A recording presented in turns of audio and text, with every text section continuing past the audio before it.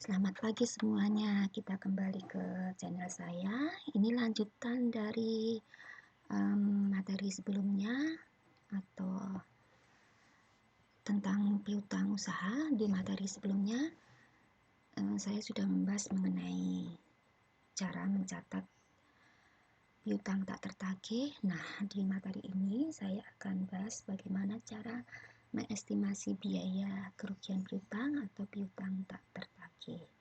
Nah, di sini ada dua cara sebenarnya ya, yaitu pendekatan penjualan dan pendekatan piutang usaha.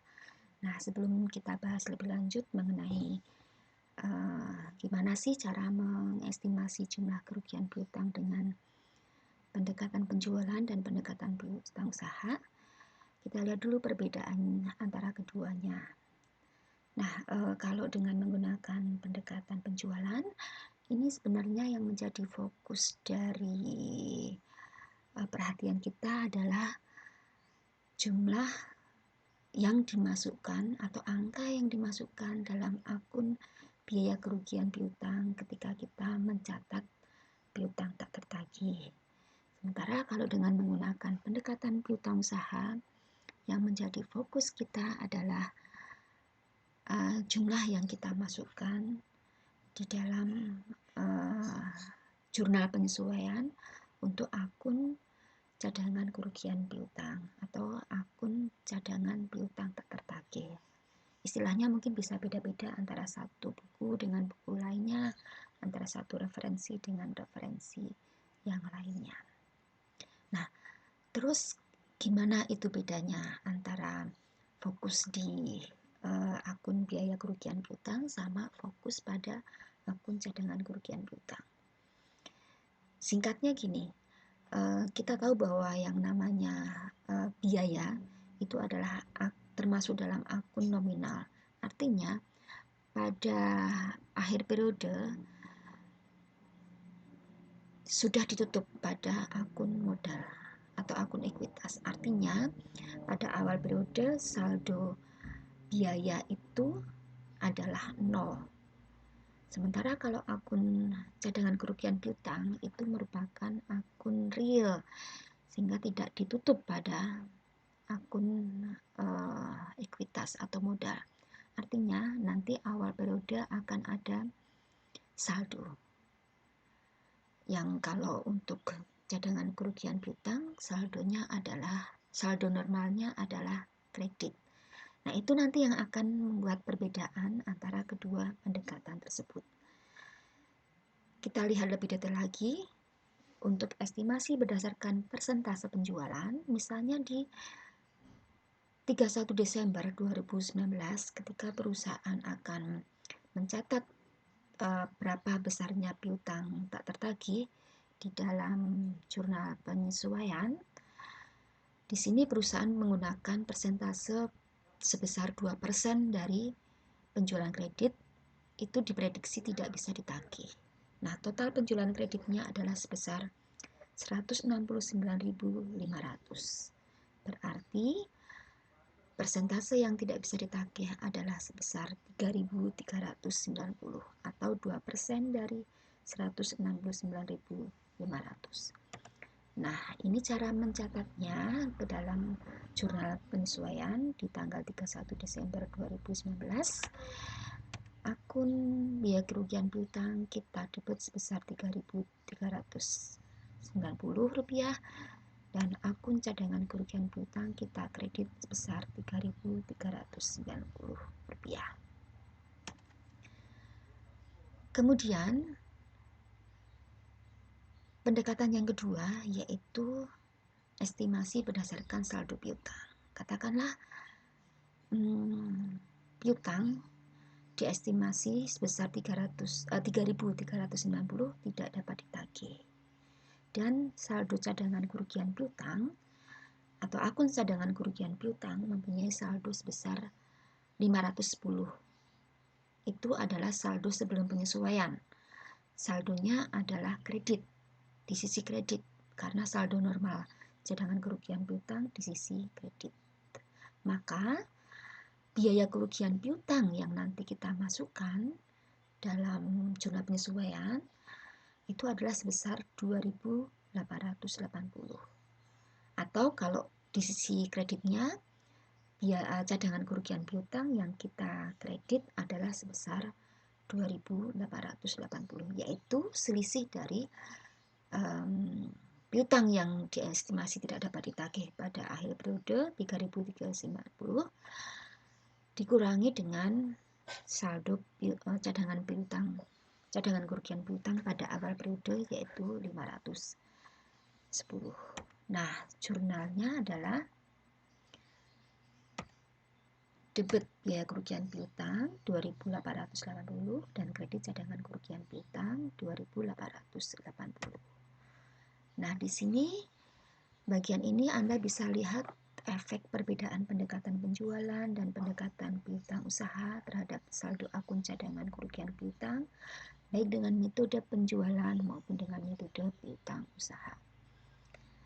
Anda bisa lihat di sini ya, kalau dengan menggunakan metode cadangan kerugian piutang, karena fokus kita ada di biaya kerugian piutang, maka di sini saldo cadangan kerugian piutang pada akhir periode adalah sebesar 3.390. Kemudian kalau menggunakan metode piutang usaha atau pendekatan piutang usaha, karena fokus kita adalah saldo akun cadangan kerugian piutang, dan karena cadangan kerugian piutang itu mempunyai saldo kredit sebelum penyesuaian sebesar 510, dan kita menghendaki atau memprediksi bahwa di akhir periode itu ada cadangan kerugian piutang atau piutang yang tidak bisa ditagih sebesar 3.390, maka angka yang kita masukkan dalam jurnal penyesuaian adalah 2.280 rupiah saja, bukan 3.390. Mudah-mudahan dengan gambaran ini lebih jelas perbedaan antara pendekatan penjualan dan pendekatan piutang usaha untuk mengestimasi jumlah kerugian piutang. Selanjutnya di sini ada analisis umur piutang. Nah, analisis umur piutang ini sebenarnya adalah sama dengan bagian dari pendekatan piutang usaha.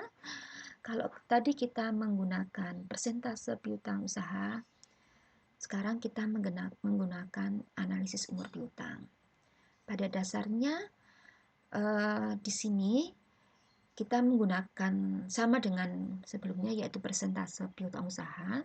Hanya di sini piutang usaha dikelompokkan menjadi golongan umur tertentu, atau diklasifikasikan berdasarkan umur menunggaknya.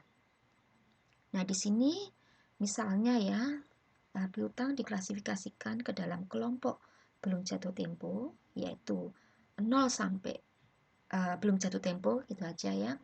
Kemudian dikelompokkan berdasarkan berapa lama hari menunggak, yaitu 1 sampai 30 hari menunggak. Kemudian 31 sampai 60 hari dan seterusnya sampai yang kelompok umur di atas 360 hari.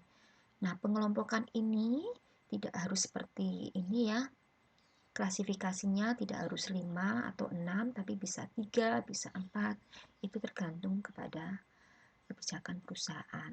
Nah, di sini masing-masing pelanggan itu kita masukkan saldonya ya. Misalnya Asbi dia mempunyai saldo piutang 150. Nah, karena dia menunggak selama 31 sampai 60 hari, itu kita masukkan ke dalam kolom umur 31 sampai 60 hari. Nah, cara menghitung menunggaknya adalah kita lihat dari jangka waktu transaksi penjualan, kemudian berapa lama harus melunasi utang, misalnya 30 hari. Nah, kalau masih dalam jangka waktu 30 hari, kita masukkan dalam belum jatuh tempo. Kemudian kalau di atas 30 hari, kita masukkan dalam kolom menunggak. Ini menghitung lama menunggaknya ini dengan batas waktu 31 Desember atau ketika kita mau membuat jurnal penyesuaian.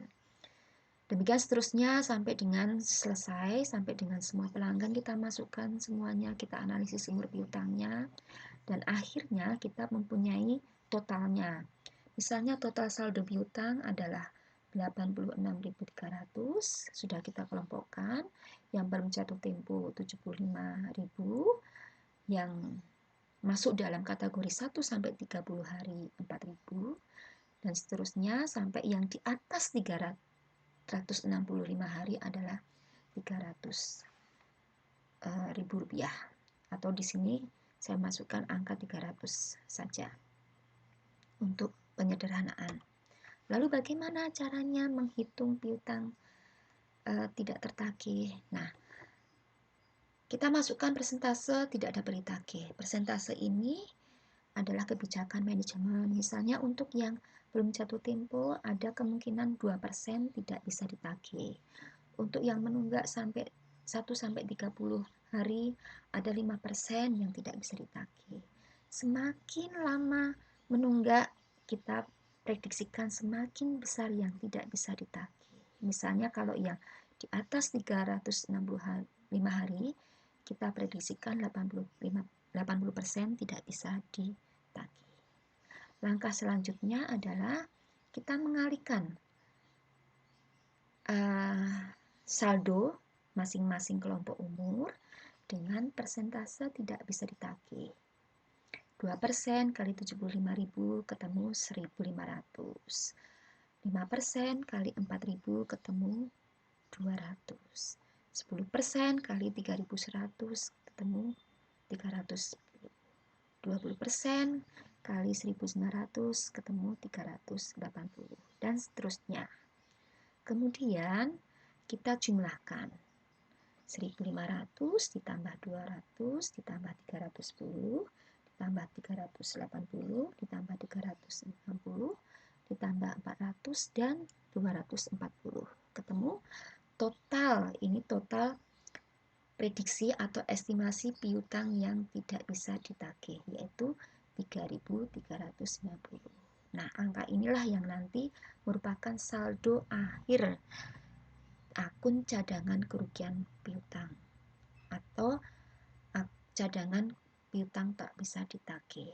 Kita jurnalnya kembali lagi ke slide sebelumnya, yaitu yang ini tadi ya. Ya, oke. Ini cara mencatatnya. Demikian untuk mengestimasi jumlah kerugian piutang dengan metode penjualan dan metode piutang usaha. Mudah-mudahan penjelasan ini cukup bisa dipahami, dan kalau ada pertanyaan silakan masukkan dalam komen. Terima kasih.